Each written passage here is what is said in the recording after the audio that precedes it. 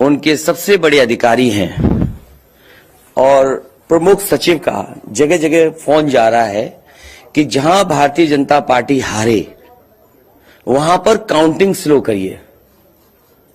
मुख्यमंत्री के प्रमुख सचिव डीएम्स को फोन कर रहे हैं कि जहां बीजेपी हारे वहां पर काउंटिंग स्लो होनी चाहिए। और यही नहीं, अगर हम पिछला चुनाव देखें तो जो भारतीय जनता पार्टी की हार हुई है 47 सीटें ऐसी हैं जो 5000 के अंदर कम वोट में हुई हैं।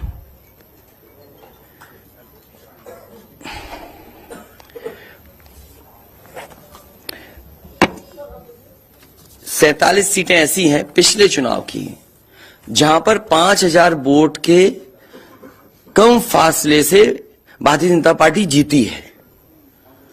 और जो आज देखने को मिला है बनारस में कि जहां ईवीएम्स ले जाई जा रही थी, एक ट्रक पकड़ा गया, 2 ट्रक लेकर के भाग गए। अगर सरकार चोरी नहीं कर रही थी, ये वोट की चोरी जो नहीं कर रही थी, तो कम से कम बताए कि एक गाड़ी रोक ली, पकड़ी गई, लाइव है, अभी भी हम लाइव देख सकते हैं। 2 गाड़ियां क्यों भागी?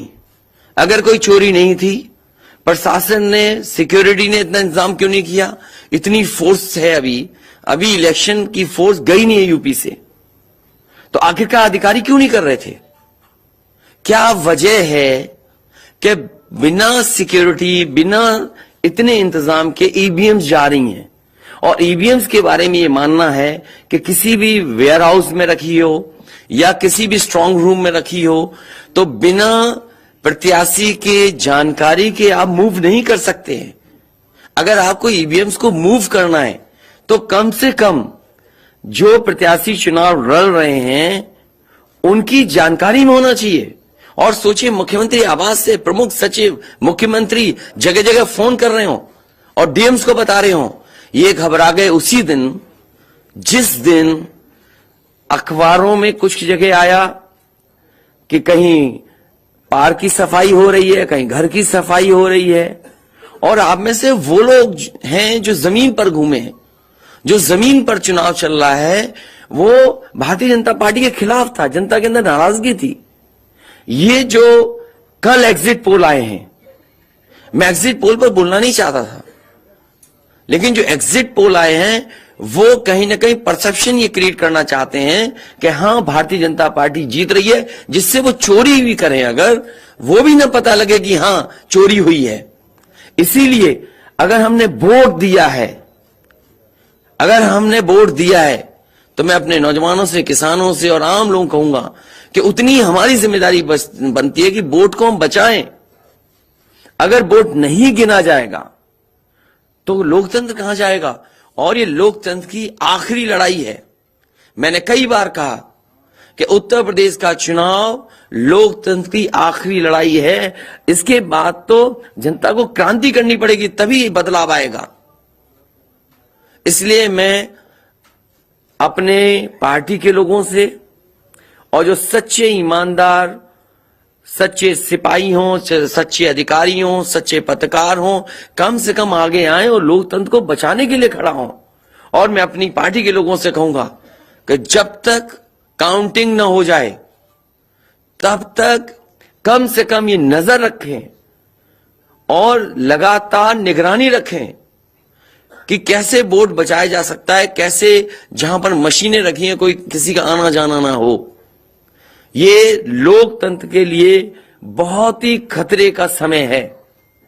जो दल हार गया, अब उसके बस में यही है जो अब करने जा रहे हैं। ये जितने कुछ एग्जिट पोल हुए हैं वो इसीलिए हुए हैं कि अगर वो चोरी भी करें तो शायद नजर ना आए। अब ईवीएम्स पकड़ी गई हैं, बहाना कोई ना कोई अधिकारी बताएंगे कि हम ईवीएम्स इसलिए ले जा रहे थे। आखिरकार फोर्स के साथ क्यों नहीं ईवीएम्स जा रही थी? ये तो ईवीएम की एक बनारस की जो अभी भी लाइव चल रहा है वो घटना है। बरेली में एक स्ट्रांग रूम से बाहर नगर पालिका की कचड़े की गाड़ी में, जिसका नंबर UP25 DT 9166 में 3 बक्से सील पकड़े गए। जो सील बक्से थे, एक बक्से में सादा बैलेट पेपर था तथा 2 बक्से में मोहरे, रजिस्टर तथा सील करने वाला सामान था। करीबन 500 बैलेट पेपर पकड़े गए। इसी तरह सोनभद्र का है कि सोनभद्र में भी बड़े पैमाने पे चीजें पकड़ी गई, वो भी लोग समझ में आ गया तो उन्होंने देखा, एसडीएम को रोका। एसडीएम घोरावल जनपद सोनभद्र में खाली मत पर अपनी गाड़ी से पॉलिटेक्निक कॉलेज ले जाते हुए पकड़े गए। क्या सफाई देगी सरकार? इसीलिए मैंने कहा प्रमुख सचिव मुख्यमंत्री आप जानकारी कर लें, अगर आपके डीएम्स कोई जानकार हैं, उन्होंने खुद बताया है कि वहां से लखनऊ से फोन आ रहे हैं कि जहां पर भारतीय जनता पार्टी हार रही हो वहां पर काउंटिंग स्लो हो और रात तक काउंटिंग लेकर के जाइए।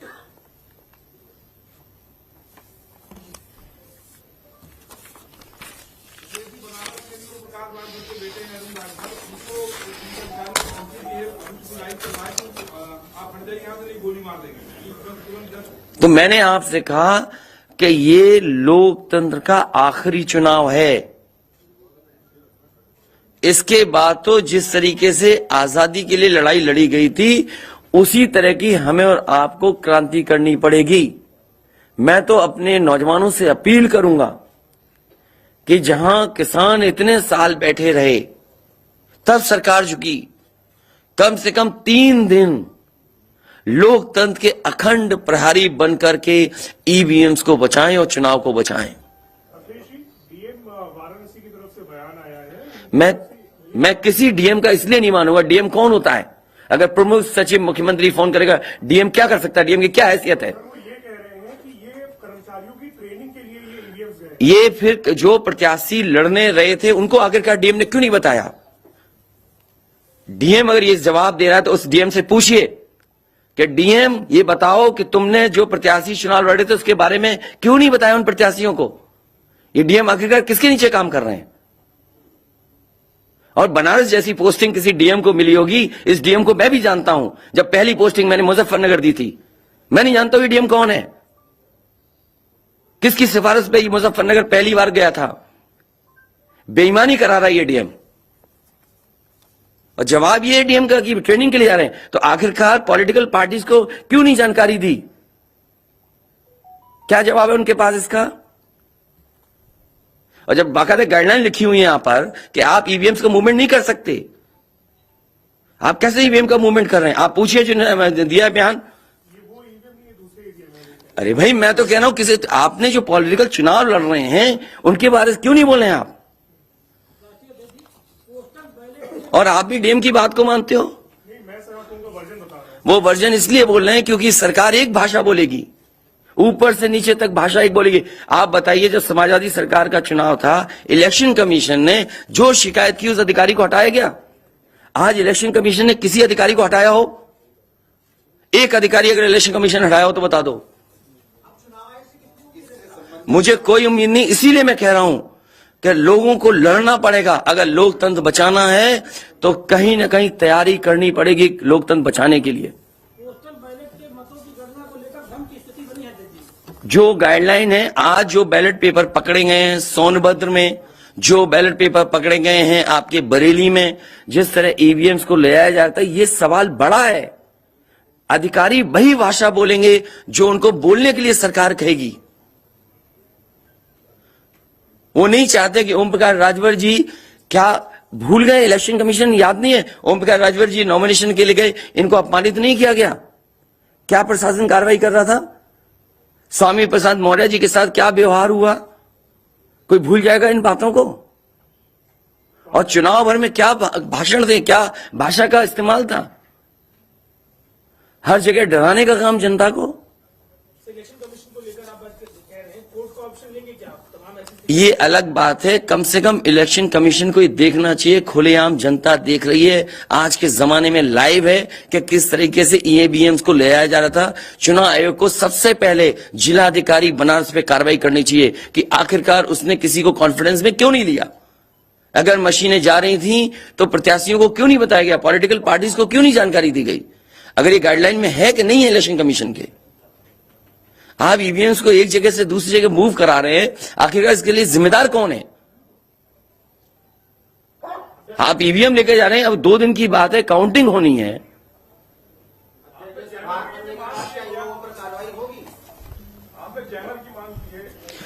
जैमर इसलिए कि कई लोग आशंका इस बात की व्यक्त कर रहे हैं कि हो सकता है कि टेक्नोलॉजी ऐसी हो जहां पर मैनिपुलेशन किया जा सके, इसलिए कहीं ना कहीं देखा जाना चाहिए इस बिंदु को भी। भारतीय जनता पार्टी के नेता लगातार कह रहे हैं कि ओम प्रकाश राजभर हो, स्वामी प्रसाद मौर्य हो, संजय चौहान हो, या जो ये कहें कि आपके साथ जो लोग आपके चुनाव में आपके साथ आए, आपके साथ चुनाव लड़े, उनको चुनाव नहीं जीतने देंगे, उनको चुनाव किसी भी कीमत पर हम हराएंगे। तो यही तो तरीका, जो लड़ रहे हैं उनके बेटे ही तो लड़ रहे हैं चुनाव, जहां की ईवीएम पकड़ी गई हैं। और भविष्यवाणी एग्जिट पोल में कैसे आ सकती है? पॉलिटिकल लीडर्स जो बातें कहें भी, सत्ता के लोग बैठे हुए, वो एग्जिट पोल में कैसे दिखाई दे रहा है? प्रशासन और सरकार की जो चोरी है इसमें एग्जिट पोल के टेलीविजन चैनल शामिल है। आपको ये देखना चाहिए, जो एग्जिट पोल कर रहे हैं क्या मुनाफे के लिए कर रहे थे? जो कंपनियां बड़ी बड़ी, सर्वे का पैसा कौन दे रहा है उनको? और जो डेटा दिया है चैनलों को, फ्री दिया गया है कि उपहार में दिया गया है, वो अलग बिंदु है। कोई इतनी बड़ी एक्सरसाइज कर रहा है, उसका फाइनेंशियल बर्डन कौन उठा रहा है?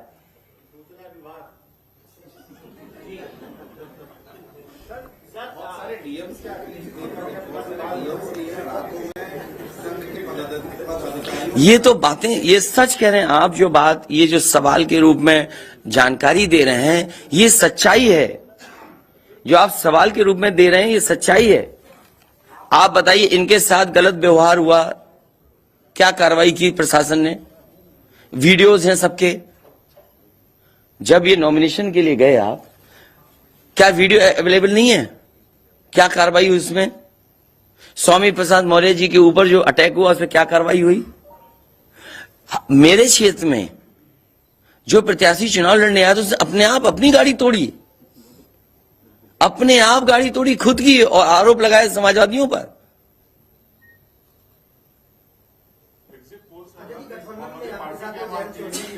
वो कह रहे एग्जिट पोल क्या करेंगे जब वोट को पोलेंगे, तो आगे वो कह रहे हैं शांतिपूर्ण मतगणना के लिए उन्होंने अपील की है। नहीं, शांतिपूर्ण मतगणना के लिए तो हम भी अपील कर रहे हैं, लेकिन सावधान रहें। अगर वोट दिया है तो वोट को बचाए भी तो सही। अगर ईवीएम्स खुली सड़क पे इस तरह जाएंगी, आप क्या उम्मीद करोगे? आपके बैलेट पेपर पकड़े जा रहे हैं। आपके लखनऊ में ही एक गाड़ी पकड़ी गई थी, उसके अंदर क्या क्या था? वो कहते वो तो हर गाड़ी में टूल बॉक्स होता है। तो टूल बॉक्स में इतना बड़ा हथौड़ा थोड़ी होता है कि आप ताला तोड़ दो। आगे जब कहना है कि अगर वोट दिया है तो वोट बचाए। वोट बचाने के लिए कहीं ना कहीं हमें एक अखंड प्रहरी की तरह काम करना पड़ेगा। और अगर हमारे किसान इतने दिनों बैठ सकते हैं, अब तो 3 दिन की बात है, 3 दिन तो बैठना ही पड़ेगा। नहीं तो ये प्रशासन के लोग बैठ करके चोरी करा देंगे, और मामूली चोरी है वोट की। ये लोकतंत्र के साथ है। लोगों को ये भूलना नहीं चाहिए आपके पड़ोसी देशों में क्या हो रहा है। इसलिए मैं ये भी गाइडलाइन पढ़ना चाहता हूं कि जो ईवीएम के मूवमेंट के लिए जो मुझे जानकारी मिली है, वो मैं आपसे पढ़ना चाहता हूं कि all polled EVMs and all reserve EVMs after the poll shall be under cover of arm forces, arm police at all times. Reserve EVMs should also be returned at the same time when the polled EVMs are returned at the receipt center. Reserve EVMs shall not be kept in the strong room meant for polled EVMs. They shall be kept in another strong room meant for keeping reserve EVMs. It must be ensured that all reserve EVMs are also deposited in the strong room meant for reserve EVMs at the same time when the polled EVMs are deposited in the strong room meant for the polled EVMs. तो EVMs के लिए बिल्कुल clear कहा गया है कि कैसे क्या होना है।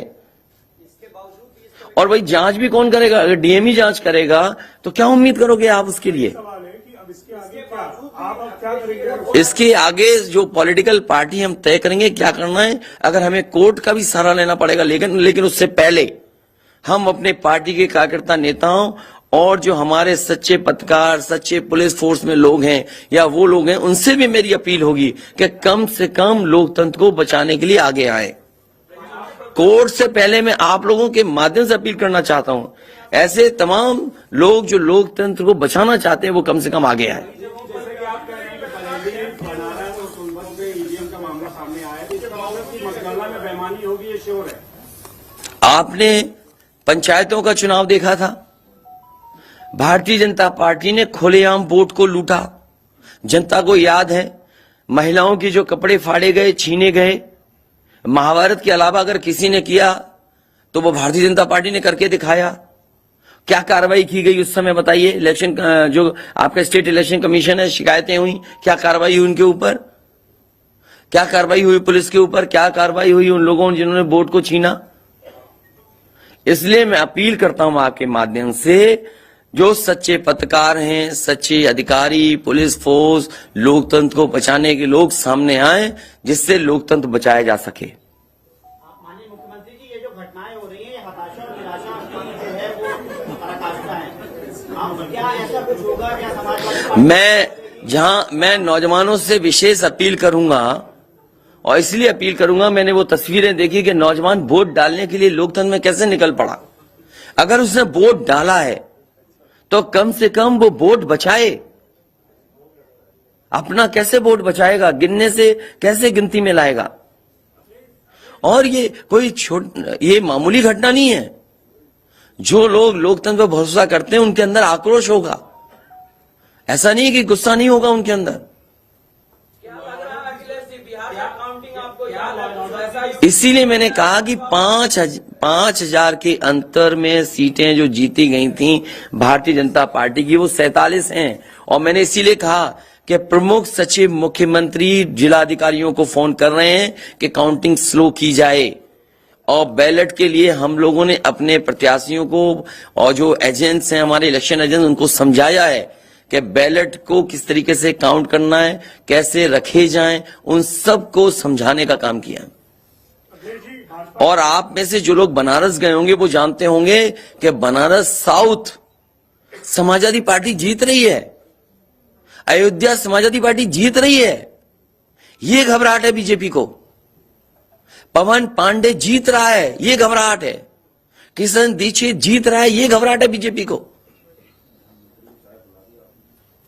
नहीं, वो अलग बात है, पान भी खाया। और भाषा नहीं देखी आपने? क्या प्रवक्ता की बात करते? कौन है ये चीज प्रवक्ता? कोई प्रवक्ता की बात नहीं करेंगे। क्या प्रवक्ता उठा लाए आप किसी गली मोहल्ले से? क्या प्रवक्ताओं की बात करते हैं आप? इतने सीनियर जर्नलिस्ट बनते हो आप अपने आप को। ये मामला सीरियस है, क्या प्रवक्ता बताएगा? इलेक्शन कमीशन क्यों नहीं बता रहा? ये खुलेआम ईवीएम घूम रही हैं। कोई आश्वासन नहीं दिया। हो सकता है हमारी प्रेस के शायद कुछ जागे। ये यूपी के हैं सब, और कहां के इलेक्शन कमीशन के लोग? रिटर्निंग ऑफिसर कवर्ड नहीं, जवाबदेही। रिटर्निंग ऑफिसर, जनप्रतिनिधि अधिनियम में रिटर्निंग ऑफिसर की जवाबदेही तय नहीं। तो बेईमानी जब कराता है तो उसका कोई केस नहीं सकता, किसके देनी? अब ये तो हमें भी जानना पड़ेगा कि क्या करें। इसीलिए मैंने कहा कि हम तैयारी से रहिए। ऐसे तो किसी पे कार्रवाई नहीं कर सकते। हाँ, जिम्मेदारी तो अच्छा इलेक्शन कमीशन की जिम्मेदारी है कि निष्पक्ष चुनाव। इतना बड़ा कमीशन, हम क्यों कह रहे हैं कि इलेक्शन कमीशन की जिम्मेदारी है? क्यों उसको इंडिपेंडेंट बनाई गई ये बॉडी? ये सब जो आपके माध्यम से हो रहा है वो सब लाइव है। जो ये चीजें हो रही है सब लाइव है, सब शिकायतें की जाएंगी, सब देंगे। अभी तो अभी कहो तो अभी लाइव दिखा दें। जब आपको बुलाया है, मैंने तकलीफ दी आपको, इसके बाद हम लोग अपना लिखेंगे।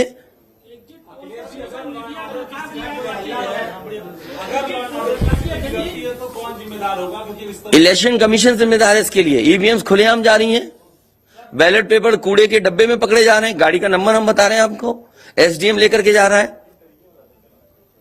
और मैं तो कहूंगा कि चुनाव, हमारे जितने भी समाजवादी लोग हैं कानून व्यवस्था को मानते हुए शांतिपूर्ण रहें, लेकिन जिम्मेदारी सरकार की भी तो है। ये जिम्मेदारी इलेक्शन कमीशन की नहीं है, सरकार की नहीं है। आप अगर पूरी सुरक्षा के साथ उन ईवीएम्स को ले जाते, जो प्रत्याशी चुनाव लड़ रहे हैं उनकी जानकारी भी लेकर के जाते हैं, तो किसको आपत्ति थी? ये तो पकड़ी गई हैं। अगर चोरी पकड़ी गई है तो चोरी पकड़ी को पे आप कानून व्यवस्था की बात करोगे? आप तो नहीं सुनी जाएगी। तो समाजवादी पार्टी हर रास्ते को अपनाएगी जहां पर लोकतंत्र को बचाया जा सके। वो जरूरी है। जहां जहां चुनाव हुए हैं, बंगाल में, तमिलनाडु में या किसी भी प्रदेश में, प्रत्याशी और उनके लोगों ने जगह जगह बैठ करके दिन रात पहरा दिया है। अखिलेश जी, निष्पक्ष तरीके से अगर चुनाव होता है तो समाजवादी पार्टी कितनी सीटें आने की उम्मीद है? मैं अभी भी कह रहा हूं, टारगेट हमारा फिक्स था, हमारा गठबंधन 300 के करीब पहुंच जाएगा। सर 5 साल से आपकी सरकार रही है, 75 जिले हैं सर, उसमें ऐसा कोई आईएएस अधिकारी या कोई अधिकारी हो सर जो यहाँ से शासन से फोन किए जा रहे थे सर, जैसा आप कह रहे हैं? मुझे तो अधिकारी नहीं बताया ना। कोई अधिकारी का सर नाम लीजिए सर, मतलब जो लोग नहीं, मैंने नाम लिया प्रमुख सचिव मुख्यमंत्री का, जिससे मुझे जानकारी मिली, उसका नाम कोई नहीं बता सकता। हाँ, मुझे इलेक्शन कमीशन अगर कहेगा तो मैं नाम बताऊंगा। अरे हम सरकार चलाएंगे, हमें हमारे इतने भी अधिकारी नहीं होंगे? क्यों नाम बताएं चाहने वालों का? अरे तुम में चाहने वाले बैठे, किसी का नाम ले लूंगा मैं? तुम्हारे ही लोग अलग से मुझे मैसेज करते हैं, नाम ले दूं? अब तुम नहीं, वो हमारे दुश्मन हो तो हम क्या करें तुम्हारा? अरे बहुत सारे हैं जो हमें पर्सनल मैसेज भेजते हैं, तो क्यों नाम उनके ले दूं मैं? क्या चीज? अरे नए हो पत्रकार यार, बहुत सीनियर नहीं हो तुम। अपना परिचय दे दो, सब जान जाए आपको। जाने कौन सा एनबी है?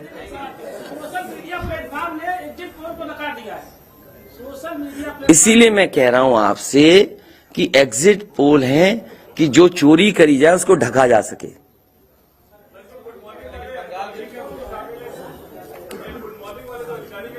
नहीं, अगर ओम प्रकाश राजभर जी से पूछना चाहो तो उनसे ही पूछ लो, केवल ईवीएम पर, क्योंकि इनकी विधानसभा का मामला है, इनकी विधानसभा का इशू है। देखिए, जैसा कि अभी हमारे एक साथी ने कहा कि माननीय अखिलेश यादव जी के साथ जो लोग हैं, चाहे संजय चौहान जी हो, चाहे ओम प्रकाश राजभर हो, चाहे स्वामी प्रसाद मौर्य हो, हम उनको जीतने नहीं देंगे। आप ही की तरफ से आया ना बात? आप ही नहीं, ये पूरे प्रदेश में गूंज रही है बात। और भारतीय जनता पार्टी हम लोगों के गठबंधन से घबरा गई है और बनारस जैसे प्रधानमंत्री जी अपनी इज्जत बचाने के लिए गली गली घूमे हैं। ये मैं कह रहा हूं, गली गली घूमे हैं। जिलेवार 75 साल की आजादी में 70 साल से उठ पड़ रहा है। पहले हमारे देश के प्रधानमंत्री हैं जो जिलेवार रैली किए हैं। अगर गलत कह रहा हूं तो बताओ।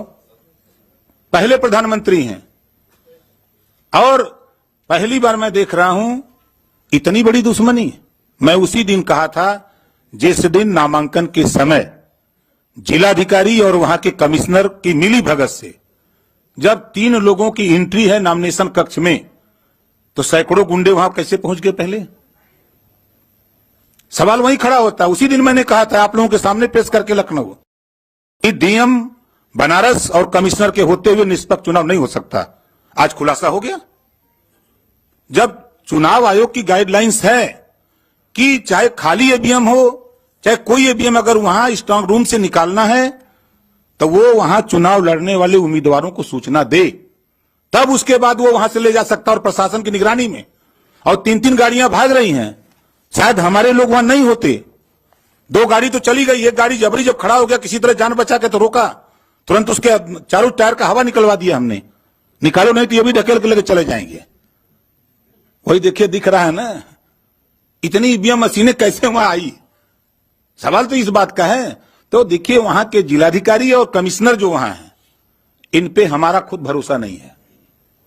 और जाको राखे साइया मार सके न कोई, बाल न बाका कर सके बैरी जग सारा हो। 10 मार्च को 10 बजे देख लीजिएगा। पहले राउंड की जब बैलेट पेपर की गिनती होगी पहले चक्र की, तो समाजवादी पार्टी गठबंधन का रुझान जो आएगा वो 400 सीटों का आएगा। 400 से भी ज्यादा आ सकता है। आपके सामने 10 को देखिएगा, रुझान जो बैलेट पेपर का आएगा वो 400 से भी ज्यादा आएगा। लेकिन भारतीय जनता पार्टी घबराहट है। वो लगे हैं कि ईवीएम से हेरफेर कर देंगे, तो हम लोग भी वहां लगे हैं ईवीएम ठीक करने में। हम लोग भी घेर ही लिए हैं, नहीं थे तो लेके भागी गए थे। तो इनसे हम लोग डरने वाले नहीं है। हमारे गठबंधन के सभी नेता कार्यकर्ता हमारे सभी साथी लगे हैं, पूरी किलेबंदी है। जो भारतीय जनता पार्टी की सोच है, ये एक कदम चलते हैं तो हम 10 कदम आगे निकल के चलते हैं। हम इनको 3 साल पहले ही बता दिया कि सत्ता से बेदखल करूंगा। आप लोग भी नहीं मान रहे थे कि मान रहे थे? नहीं मान रहे थे। और आज प्रश्न खड़ा हो गया ना। मैंने कहा 27 अक्टूबर 2021 को कि माननीय अखिलेश यादव जी को मुख्यमंत्री बना के दिखाऊंगा, और 10 मार्च को देखिएगा जब टीवी पर चलेगा आप लोगों की स्क्रीन पर, तब समझ में आ जाएगा सबको। यही हताशा और निराशा है कि ईवीएम जो है ये इधर उधर कर रहे हैं, लेकिन कुछ कर नहीं पाएंगे। हम लोग भी अलर्ट हैं। प्रकाश जी, आपके बेटे अरुण राजभर है, वहाँ बनारस में खड़े हैं, लाइव आ रहे थे, अभी भी चल रहा है लाइव। वो उन्होंने आरोप लगाया कि पुलिस के एक अधिकारी को कह रहे हैं कि अगर इतना बवाल करोगे तो गोली मार देंगे। देखिए, धमकाइयां चमकाइयां न पाइयां तब भाग जाइया ठीक है। ये क्या गोली मारेंगे? वो अपने झंखे दरोगा या सीओ, कोई भी अधिकारी जो ये कह रहा है वो अपने पहले झंखे। वो जिस दिन गोली मारेगा वो कहां रहेगा? धरती पर न रहेगा। ये ओम प्रकाश राजभर हैं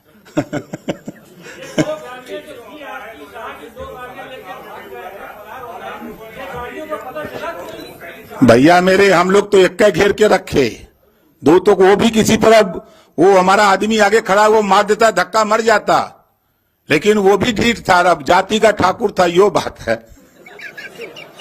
हेमंत सिंह नाम है। अब वो लौट गया, वही कहे चढ़ा दो गाड़ी। और जो गाड़ी रुकी तब तक उसके साथ 4 लोग थे, तो पहले साइकिल उससे गाड़ी का हुआ निकाले कि कहीं ठेल के आगे न बढ़ा दें, तब जाकर के ईवीएम का खुलासा हुआ है। साफ पूरी होगी, आप देखिएगा ना। आप लोग चिंता मत करिए, चिंतन करिए। अरे यार तुमने जब कह दिया, इससे ज्यादा कह सकते हैं? तुम भी ऐसी बातें कर रहे हो भाई। जब कह दिया ये बातें, हाँ?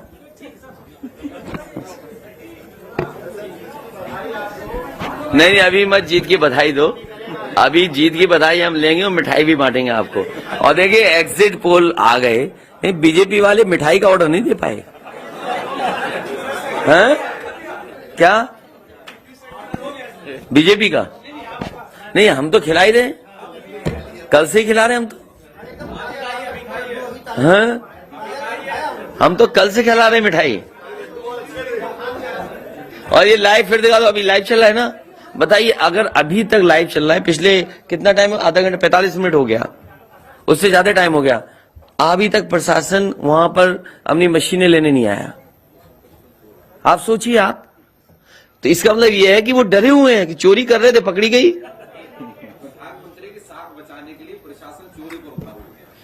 आप देखिए ना, अगर मान लीजिए हम और आप यहां बैठ करके देख रहे हैं, अगर वो चीज लाइव हो रही है तो दुनिया में देखी जा रही होगी। उनको परवाह नहीं है कि मशीन कौन ले जा रहा है, ले जाने दो। अभी लाइव हो रहा, सोचिए कितनी इतना समय इसमें प्रशासन जाता, बातचीत करता, नहीं ले जाए ईवीएम्स।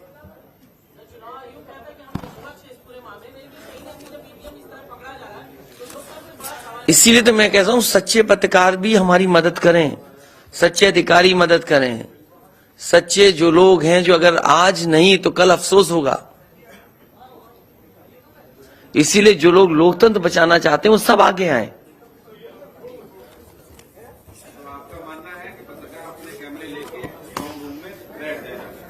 न पत्रकार बैठे, लेकिन कम से कम आवाज तो उठे।